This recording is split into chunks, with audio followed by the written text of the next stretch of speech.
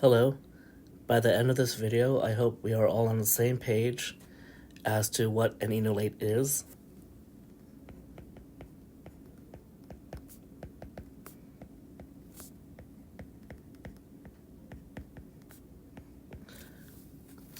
An enolate is an acyl compound that has been deprotonated at the alpha position. But there are two forms of enolates, the O enolate and the C enolate.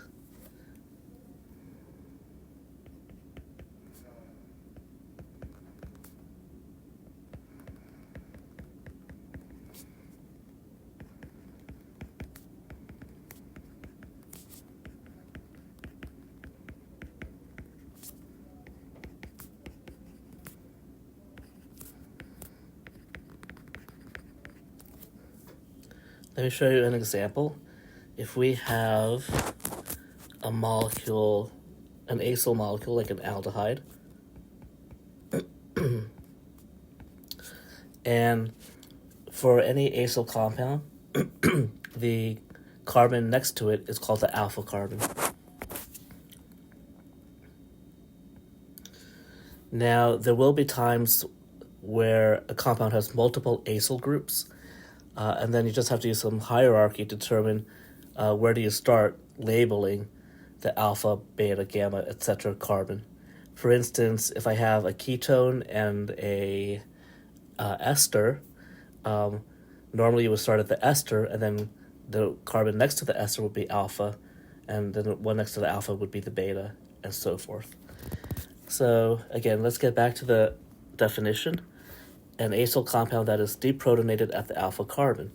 And so you know that this alpha carbon has two hydrogens, and a perfectly acceptable enolate would be this.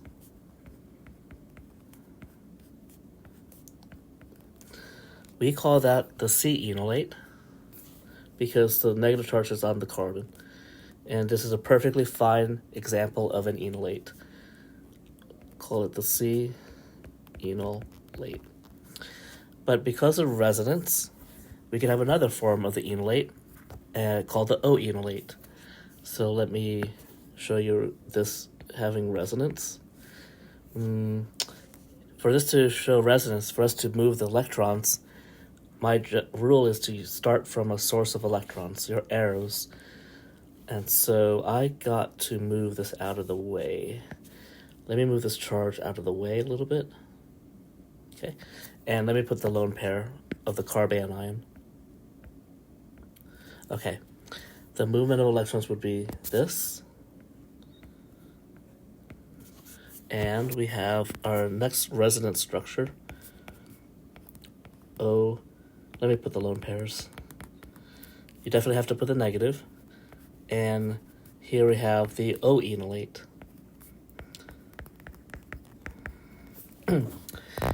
The O enolate, we literally see the ene. See the en for the alkene. So that's this part, the ene. And the olate, I guess, is the O minus, right? We all know that if you have the suffix ate, that means you have a negative charge. So this is the, I guess we could call it the olate part. Okay, let us practice drawing the enolate in both its forms, the C and the O. For instance, how about this one here? Draw each possible enolate and its resonance partner. Each possible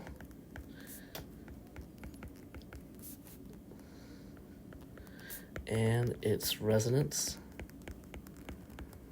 partner.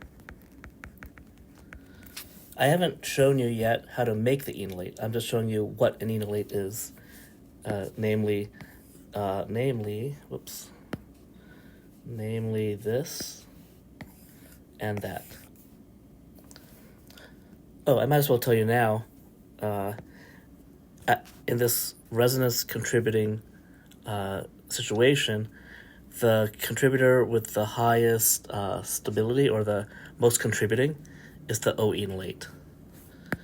Let's write that here on the side. It's called the major resonance contributor.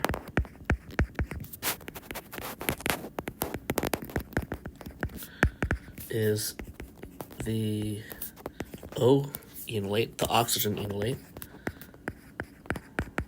Oh my goodness. Because it can accommodate that negative charge better, because O is more electronegative than C. And therefore the charge is more stable on the O. Electronegative than C. Okay. Let's go back to our question or problem. Draw each possible enolate and its resonance partner. Let me give you an interesting one. It's a ketone, but now the ketone is not symmetrical, okay? And so we have two alpha hydrogens, one on the right, which has its own alpha hydrogen. There's an alpha carbon, to the right, and there's an alpha carbon to the left with now looks like two hydrogens. And so the answer to this particular problem is, let's draw the enolate, taking one of the green hydrogens away, and we can simply draw it like that. Whoops, like that. And its resonance partner. We're not going to talk about it here, but there's a difference between the two enolates. Now, when I say the two enolates, I'm not talking about these two. These two are the same enolate, just different contributors. And so it's kind of a semantics, I guess, but to me it's important. This represents one enolate. This represents, let me write this better, represents one enolate. And you get to choose how you want to represent it, either as a C or the O enolate. But there's a second enolate. If I make the negative charge on the right, that's a different enolate. So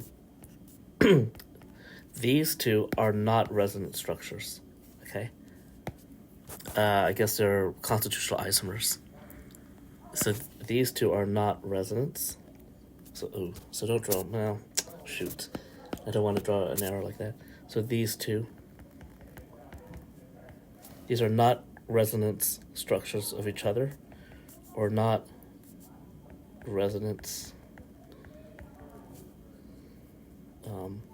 contributors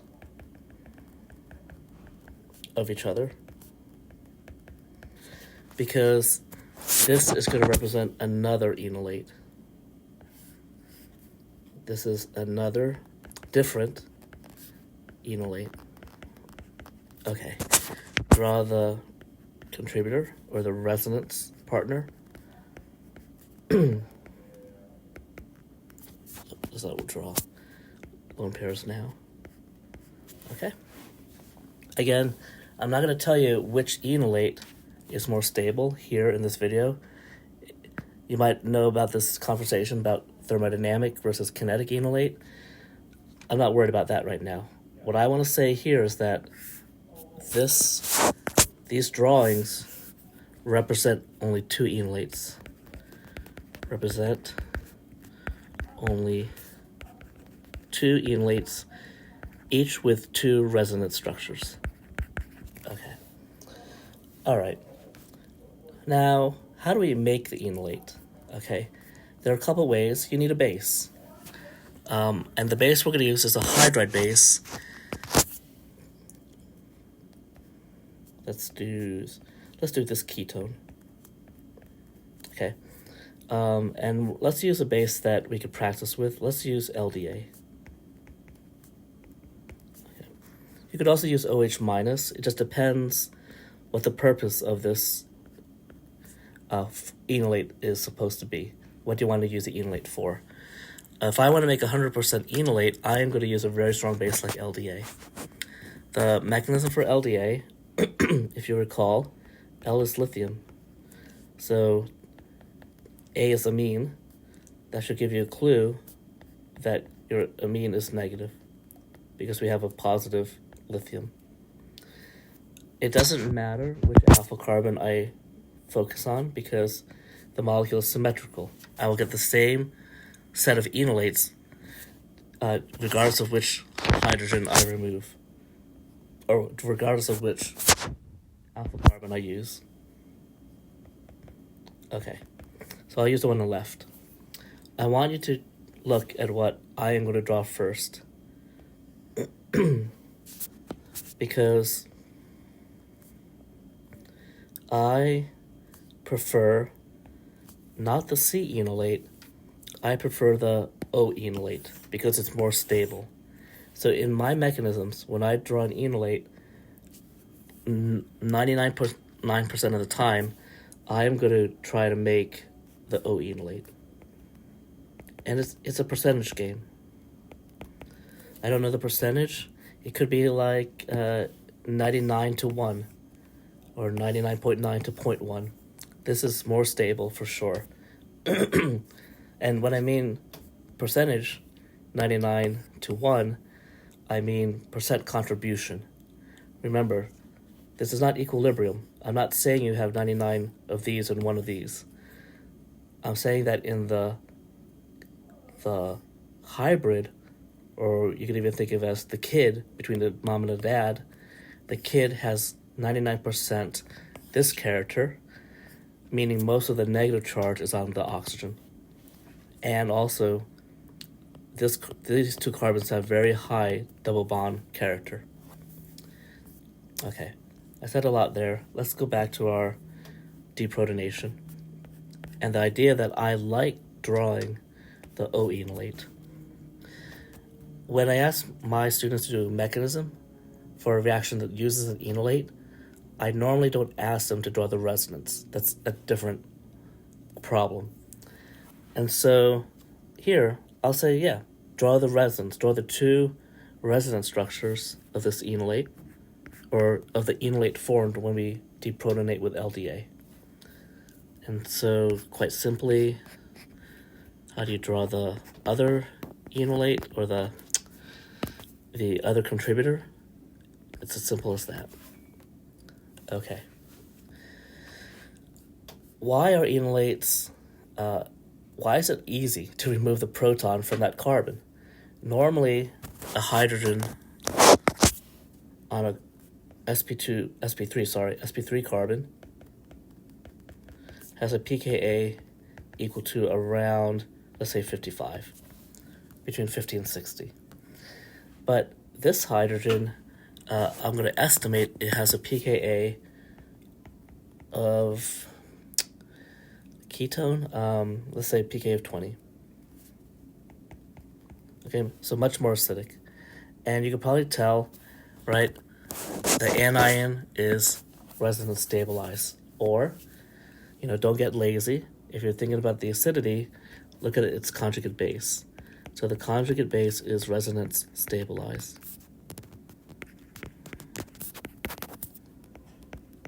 So molecules that give enolates, the enolates are resonance stabilized. And that is why this ketone has a lower pKa than any other type of molecule with a carbon H bond because of this resonance. And so, if you really want to prove it, you could do something like this. That has a pK of 55. Let me draw it this way. And it doesn't matter which hydrogens you choose, but I'll choose these at the end. Okay? I've asked my students to memorize the pKs of these acyl compounds that can be deprotonated at the alpha position. And so, first of all, we have the aldehyde. These hydrogens over here. We'll say it's a pKa equal to 17. Okay, so lower than the ketone that we saw up there. And we'll label these by the name aldehyde. Ketone.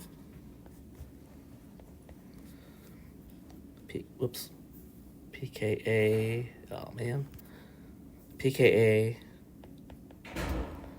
20, and hardly any space, ester. So with an ester, we don't have an alpha carbon on both sides because we have an oxygen on one side, so we'll take care of this alpha carbon on the right, equal 25. Okay. In this video, I will not go over why this trend exists. We could leave that for another video. And let me just label ketone and ester. Okay. I have a couple more examples, but before I do that, I just want to summarize. So the enolate is the one that's negative, the species that's negative, and it is deprotonated at the alpha carbon. So both these, right? Both of these structures have only one hydrogen at this alpha carbon. Now the enolate will always have two forms, the C enolate and the O enolate. The O enolate is the major contributor. There are some molecules that can have multiple enolates possible. If your acyl compound is not symmetrical, like in this case, yes, you'll have two enolates, and each enolate will have its own resonance structure. Okay, so just be careful when counting. There are only two enolates here, and I'm going to circle them, one here and one here. You do this by using a base. Here I use a very strong base, but you could also use a weak base or a moderate base like OH minus. You just need a little bit of deprotonation to see what the enolate looks like. I prefer drawing the O enolate, and that's why I have these three arrows. And so the consequence of forming an enolate is that it proves that the alpha hydrogen is more acidic than a normal hydrogen that's on a carbon. And I tried to show that here with the pKa's. Finally, if we have, let's say, a diketone, we have multiple alphas. We have the two alphas at the ends, and we have one alpha in the middle. Well, guess which one is most acidic? It's the one that's in between the two acyl groups or the two carbonyl groups. So this hydrogen in particular has a pKa of, 9. So this is the diketone. And then the diester, again, I ask my students to memorize these 7 pKa's. So right now on the screen I have 1, 2, 3, 4, 5. Okay, look at the diester. If an ester has a pKa of 25, so it's lower acidity than the ketone, the diester should be a lower acidity than the diester should have a lower acidity than the diketone. Did I say that right? Let me draw the diester. Okay, so this one only has one alpha carbon, and that pKa is around 13. So guess what's 11? 11 would be the ketone ester. One side of the ketone, one side the ester. I'm not going to draw it for you. You could give an example yourself, but it is the ketone ester. Ketone ester. All right, I think that's 7. One more time.